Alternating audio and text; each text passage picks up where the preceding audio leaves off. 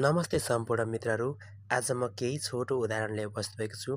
यो उदाहरण धेरै सिम्पल देखिन्छ तर एकदम डेन्जर छ। हेर्दै जानुहोला। एकदम खतरनाक छ है त।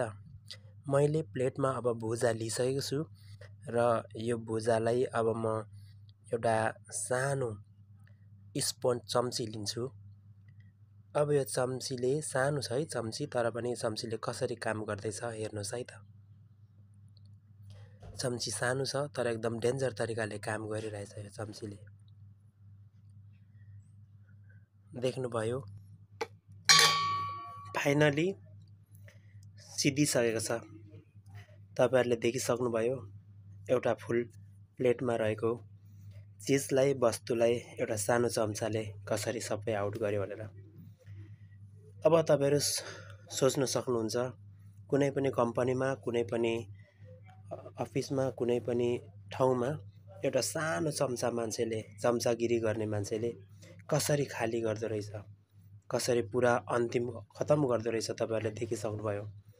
योबाट हामीलाई थाहा हुन्छ कि चम्चे भनेको कति डेन्जर, कति खतरनाक हुँदो रहेछ।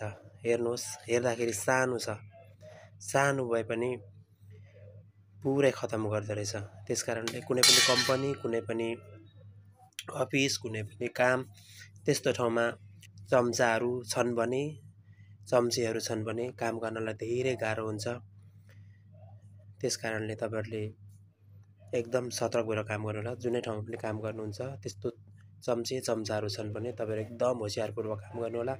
किनभने चम्चीहरूको काम नै त्यस्तो हुन्छ कि तपाईहरुलाई एकदम दुःख दिने, त्यसरी नै खतम गर्ने, त्यसरी नै निकाल्ने उनीहरूको मकसद हुन्छ। त्यसकारणले गर्दाखेरि यस्तो चम्चाहरू एकदम सावधान रहनुहोला। यो त एउटा उदाहरण मात्रै हो। तसर्थ जहाँ काम गर्नुहुन्छ त्यहाँ चम्चीहरू छन्, चम्चाहरू छ भने एकदमै होशियारीपूर्वक काम गर्नुहोला भन्दै तपाईहरुबाट म बिदा हुन चाहे। हस्त, धन्यवाद, नमस्कार।